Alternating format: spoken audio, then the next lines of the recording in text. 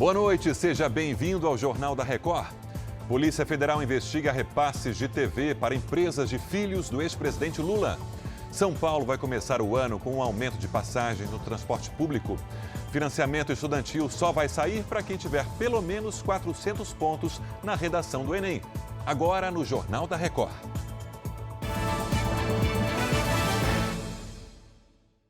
Oferecimento Bradesco em 2020. Brilhe do seu jeito.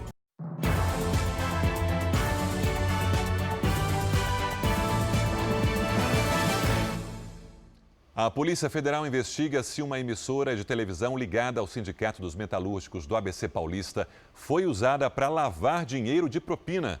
A suspeita surgiu depois que os investigadores encontraram repasses de dinheiro da emissora para empresas dos filhos do ex-presidente Lula. A TVT é um canal de televisão na Grande São Paulo controlado pela Fundação Sociedade, Comunicação, Cultura e Trabalho. Ganhou a concessão para funcionar graças a um decreto do então presidente Lula em 2005. A emissora é financiada pelo Sindicato dos Metalúrgicos do ABC Paulista e, frequentemente, mostra programas com a participação de Lula e outras lideranças sindicais. O Jornal da Record teve acesso a um relatório da Polícia Federal que mostra que a fundação que controla a emissora repassou quase R$500 mil para a FlexBR, que pertence a Sandro Luiz Lula da Silva, filho de Lula. O documento aponta 36 pagamentos entre 2014 e 2016. A Polícia Federal descobriu que os serviços pelos quais a fundação da TVT pagou a FlexBR eram muito semelhantes aos que a própria TVT recebeu do Instituto Lula antes da Lava Jato. A suspeita é de que, com o avanço das investigações, a emissora foi usada como laranja para disfarçar repasses do Instituto do pai para a empresa do filho. Os investigadores encontraram e-mails em que uma funcionária da fundação da TVT encaminhou uma planilha com prestações de contas ao Instituto Lula envolvendo supostos serviços prestados pela FlexBR à TVT, e indicando que o pagamento à FlexBR seria da alçada do Instituto Lula. A polícia levanta dúvidas sobre o motivo que levou a TVT a fazer pagamentos para a FlexBR com recursos cobrados do Instituto Lula. Os delegados destacam ainda que é obscura a forma de como a FlexBR entregaria os serviços, já que não tinha funcionários. Para a Lava Jato, a empresa do filho de Lula apenas emitia notas fiscais frias para lavar dinheiro de propina. Além da TVT, a FlexBR recebeu dinheiro de outras empresas da família Lula, como a G4, de Fábio Luiz, o Lulinha, e a Lius, que promovia palestras de Lula. Juntas, essas empresas recebiam dinheiro da operadora Oi e de empreiteiras investigadas no cartel da Petrobras, que confessaram ter pago subornos. O Instituto Lula informou que fez um convênio com a TVT para fazer um trabalho de digitalização do acervo audiovisual da história de Lula. Sandro Luiz Lula da Silva e a TVT não retornaram às nossas ligações. Em Brasília, o repórter Luiz Fara Monteiro entrevistou o presidente do Supremo Tribunal Federal, ministro Dias Toffoli. Fara, boa noite. Qual foi o tom da entrevista? Oi, Sérgio, boa noite. O ministro José Antônio Dias Toffoli, que assumiu a presidência do Supremo há um ano, destacou a nossa entrevista que quer deixar um legado de eficiência, transparência e responsabilidade. Toffoli disse também que quer desfazer o senso comum de que a justiça seria cara e que não funcionaria, mas considerou normais as críticas por eventuais decisões tomadas por seus ministros aqui no Supremo Tribunal Federal. O ministro, nesta entrevista, repercutiu também a disputa entre a Câmara e o Senado para fazer valer o retorno da prisão de condenados após condenação em segunda instância. Vamos acompanhar. O Parlamento tem toda a competência constitucional para alterar as normas de processo penal no nosso direito. Cabe ao Parlamento, então, debater e decidir sobre esse tema se a proposição for levada à discussão. Mas o próprio Supremo já tinha discutido. O senhor acredita que a soltura do ex-presidente Lula tornou esse tema mais político do que jurídico? Isso é uma questão que tem que ser colocada ao mundo político. Aqui o que nós julgamos foi a compatibilidade de uma norma do processo penal com a Constituição e entendemos que era compatível com a Constituição. Então se discute a mudança desse sistema. O senhor afirmou recentemente que o o Ministério Público falta transparência, ao Ministério Público faltaria transparência. Baseado em que o senhor fez essa declaração, presidente? Olha, são dados da realidade. Por exemplo, existem procedimentos investigatórios que não têm supervisão judicial. Isso já foi até colocado em debate no Supremo Tribunal Federal. Veja, todo inquérito há que ter uma supervisão judicial, porque é o juiz que garante o quê? Garante os direitos e garantias fundamentais para que não haja extrapolação, para que não haja uma ilegalidade futura. Veja, o sucesso da própria Operação Lava Jato foi por quê? Porque sempre foi supervisionado por um bom juiz, que depois deixou a operação e foi ser ministro da Justiça. A supervisão judicial é fundamental. Mas o senhor fez críticas também à Operação Lava Jato. O senhor afirmou que a operação quebrou algumas empresas. Alguns procuradores, inclusive, responderam ao senhor com veemência, dizendo que a questão seria a honestidade. Aí é a questão da leitura da manchete e da entrevista. Se você for ler a entrevista, o que eu disse sobre a Operação Lava Jato? A Operação Lava Jato foi muito importante para o país, desbaratou atos de ilegalidade, de corrupção. Ela colocou na prisão pessoas que cometeram ilícitos e atos contra a legislação brasileira. Aí o que eu disse? Eu disse que, embora isso tenha sido positivo, infelizmente a nossa legislação em relação às empresas não teve um suporte suficiente para salvar as empresas. Porque uma coisa é colocar aquele que corrompeu ou que foi corrompido na cadeia. Outra coisa é você destruir empregos. Outra coisa é você destruir know-how de conhecimento na área de tecnologia. Então, isso é uma questão que diz respeito à lei de leniência. E eu falava que nós estamos discutindo isso aqui no Supremo Tribunal Federal, administrativamente reunir o Procurador-Geral da República, o presidente do TCU, o ministro da Controladoria-Geral da União, o ministro da Infraestrutura, Tarcísio, o ministro da Advocacia-Geral da União, André Mendonça, para nós podermos fazer uma nova organização do acordo de leniência, que é o que o acordo de leniência? Para o nosso telespectador entender, é o acordo de colaboração premiada, que a pessoa faz, a empresa faz esse mesmo acordo. Esse chama-se acordo de leniência. Só que a legislação não deixou formatado bem isso. A matéria jornalística pegou essa crítica à legislação, ao formato da legislação, e disse que era uma crítica à Lava Jato, quando não era diretamente uma crítica à Lava Jato. Agora, presidente, é comum procuradores responder direto ao presidente do Supremo Tribunal Federal de uma forma tão veemente, tão dura como a gente tem visto? Olha, o Conselho Nacional do Ministério Público já puniu procuradores da República que extrapolaram na sua função. Para isso existem os órgãos de controle e de correição. E como é que o senhor analisa algumas manifestações contrárias da sociedade, de setores da sociedade, à atuação, a resultados proclamados pelo Supremo Tribunal Federal? Recente pesquisa da Fundação Getúlio Vargas demonstrou que quem já passou pelo judiciário, ou seja, quem já foi cliente, precisou do judiciário, na sua ampla maioria, mais de 60%, confiam no judiciário. E é curioso, porque sempre tem uma parte que perde. E mais da metade da população confia no judiciário. As críticas são normais, por quê? Porque há visões diferentes de pontos de vista. E sempre numa decisão judicial há quem ganha e quem perde. Evidentemente, quem perde não fica satisfeito. O que não é possível são aquelas críticas contra a instituição, porque elas atingem a democracia, o Estado democrático de direito. Foi por conta disso, ministro, que o senhor tomou aquela decisão de abrir um inquérito para se investigar algumas críticas feitas ao Supremo? Sim, porque aquele inquérito demonstrou, inclusive, que essas críticas não vinham de pessoas, vinha, na verdade, de computadores. Era aquilo que eu costumo dizer que foi colocado nos escritos e na obra de Hannah Arendt, que quando você reproduz mentiras, não é que você quer que as pessoas acreditem nas mentiras, mas que elas não acreditem em mais nada. Então, isso que ocorre, e isso não é uma questão do Brasil, não. Veja aí o que a imprensa, o que vocês têm divulgado sobre o que ocorre mundo afora, a respeito de embates que existem e que as redes sociais muitas vezes são usadas também para deturpar informações, para combater aquilo que era não uma crítica, mas um ato lesivo à democracia, que foi aberto um inquérito em defesa da instituição. E quando se faz críticas, ministro, a um suposto ativismo judicial do Supremo Tribunal Federal, procedem essas críticas ou isso incomoda o senhor? Não, não procede a crítica, porque nós temos uma Constituição muito extensa que trata sobre tudo.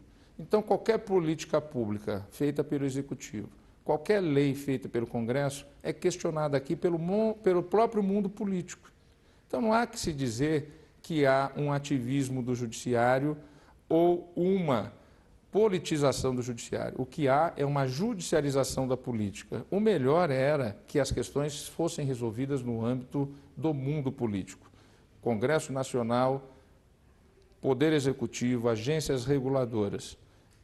A sociedade não pode jogar todos os seus problemas para o Judiciário. O Judiciário tem que ser aquela última solução, a solução de conflitos para a pacificação.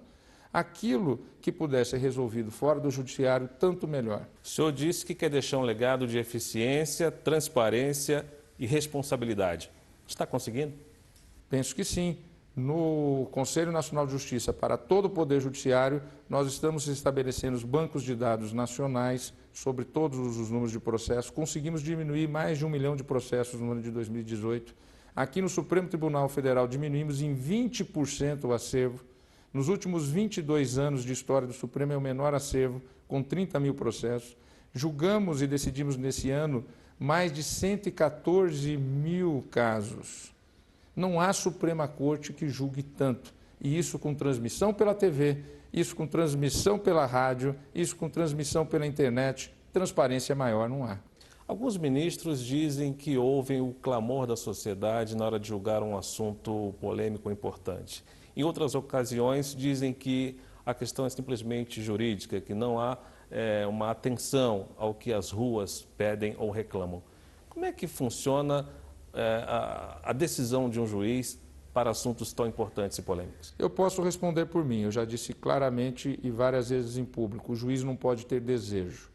O juiz é um cumpridor da Constituição e das leis. Cumprir a Constituição e as leis é cumprir a vontade popular, é cumprir o que está dito pelas ruas através dos seus representantes eleitos que elaboraram a Constituição e que dia a dia elaboram as leis do país. Ministro, alguns críticos dizem que o senhor tem um acesso muito intenso com o Poder Executivo, sobretudo com o presidente Bolsonaro. Outros dizem que o senhor ainda tem ligação com um determinado partido político. Como é que o senhor encara, como é que o senhor ouve essas críticas? Com naturalidade, com naturalidade. O juiz ele é imparcial, ele dialoga com todo mundo, ele conversa com todo mundo. O que é importante para o juiz é decidir, como eu disse, sem desejo, de acordo com a vontade do povo, que essa vontade do povo ela está objetivada aonde? Na Constituição e nas leis do país. E aí, na relação dos poderes, é a harmonia, que é um comando da Constituição. E que balanço que o senhor faz de 2019 aqui no Supremo, ministro? Um ano de uma produção intensa. Nós tivemos mais de 17 mil decisões colegiadas, 20% a mais do que no ano passado. Isso mostra um esforço coletivo de todos os gabinetes. Não há Suprema Corte em nenhum outro país do mundo que julga tanto, que trabalha tanto, que enfrenta tantas questões das mais diversas áreas.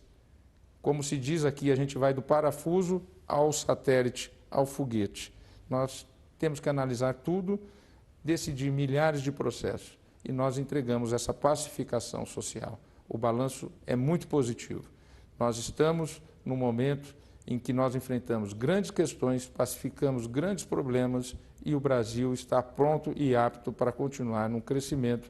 Nós precisamos de um ano de 2020 que cumpra os objetivos da República Federativa Brasileira que estão descritos no artigo 3º da Constituição. Diminuir as desigualdades sociais, diminuir as desigualdades e acabar com as desigualdades sociais e regionais, ter uma sociedade que seja solidária, fraterna, justa, sem preconceito de raça, sexo, etnia, qualquer tipo de discriminação. É isso que nós precisamos. Que 2020 seja este ano de realizações. O ano vai começar com um aumento na passagem no transporte público em São Paulo. Vamos ao vivo então com Giovana Rizardo. Giovana, boa noite. Qual vai ser o valor da nova tarifa? Oi, Sérgio. Boa noite para você, boa noite para todo mundo. A passagem de metrô, de trem e de ônibus vai custar R$ 4,40. É 10 centavos a mais do que é cobrado hoje. O novo valor passa a valer a partir do dia 1º de janeiro. O reajuste, Sérgio, é de 2,33%. Em nota conjunta, a Prefeitura de São Paulo e o governo do estado disseram que esse valor está abaixo da inflação prevista em 2020. E os passageiros, as regras para os passageiros que têm desconto na passagem ou também não pagam continuam as mesmas. Mais de 8 milhões de usuários utilizam as linhas de metrô e de trem da capital e da região metropolitana. E quase 9 milhões usam os ônibus da capital. Sérgio. Obrigado, Giovana. Bom descanso. A Câmara Municipal de São Paulo decidiu inovar na maneira de se comunicar com a população. A partir desta sexta até 12 de janeiro, a fachada do Palácio Anchieta vai se tornar um telão. O objetivo é prestar contas e fazer um balanço institucional das ações da Câmara. As projeções vão começar às 7 da noite e podem ser vistas do Vale do Anhangabaú e por quem passa pela região do Viaduto do Chá e da Praça da Bandeira. A partir do ano que vem, o FIES, o financiamento estudantil, vai exigir uma nota mínima de 400 pontos na redação do Enem. Vamos até Belo Horizonte falar com a Regiane Moreira. Regiane, boa noite. O que ficou definido pelo Ministério da Educação? Oi, Sérgio, boa noite. Essa foi a principal mudança anunciada pelo governo. Até hoje, bastava não tirar 0 na redação para ter direito ao financiamento em instituições privadas. E continua valendo a regra de nota média mínima de 450 pontos nas provas objetivas do Enem. Mas, dependendo do curso pretendido, a nota de corte exigida é maior. O MEC também confirmou a possibilidade de redução das vagas ofertadas a estudantes em condições socioeconômicas mais vulneráveis. Em 2020, serão 100 mil vagas, mas pode cair para 54 mil nos próximos anos, se não houver alteração no quadro econômico. Sérgio. Tomara que isso não aconteça, Regiane. Obrigado. A Advocacia Geral da União evitou que o governo federal gastasse mais de 6 bilhões de reais em dívidas judiciais de estados e municípios, isso em 2019. Eu volto a Brasília, então, com o Luiz Fara Monteiro. Fara, quais são os detalhes dessa disputa na Justiça?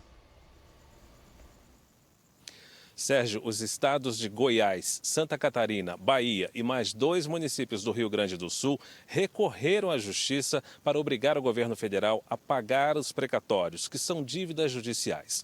Somando todos esses precatórios, chegamos a esse valor de 6 bilhões e 300 milhões de reais. Os estados alegaram que a União deveria oferecer uma linha de crédito especial para quitar esses precatórios. Mas a Advocacia Geral da União recorreu aqui, alegou ao Supremo Tribunal Federal que a lei prevê que os estados e municípios precisam comprovar que tentaram fazer os pagamentos com recursos próprios. E aí ganhou a ação. Uma emenda constitucional determina que essas dívidas devem ser quitadas por estados e municípios até dezembro de 2024. Sérgio. Obrigado, Fara. Hora do comentário de Augusto Nunes. Augusto, boa noite. Boa noite, Sérgio. Qual o tema de hoje, Augusto? Bom, o Jornal da Record noticiou nesta quinta-feira o aumento da participação do sobrenome Lula da Silva no faroeste produzido pela Polícia Federal e protagonizado pelo chefe da família. Na semana passada, haviam entrado em cena o primogênito Fábio Luiz, o Lulinha e 3 amigos, os Luletes, Jonas Suassuna, Fernando Bittar e Calil Bittar. A reportagem exclusiva da Record TV incorporou ao elenco o filho Sandro Luiz e o enteado Marcos Cláudio, fruto do primeiro casamento de Marisa Letícia. Detalhes do enredo avisam que filhos e amigos têm tudo para fazer bonito. Eles atropelam o Código Penal com desenvoltura de quem aprendeu a delinquir como um campeão da bandalheira. Para combinarem a execução de maracutaias, por exemplo, filhos e amigos usam um grupo de mensagens. A história é apimentada por empresas que contrariam a lógica capitalista. Algumas são fantasmas, como a FlexBR, pertencente a Sandro Luiz. embora não tenha um único funcionário, vive fazendo negócios tão lucrativos quanto misteriosos. Outras empresas são reais, como a G4, de Fábio Luiz, mas parecem coisas de ficção. Essas empresas se alimentam mutuamente com movimentações financeiras sempre inexplicáveis. Enfim, são vários casos de polícia que se fundem num único roteiro muito mal costurado.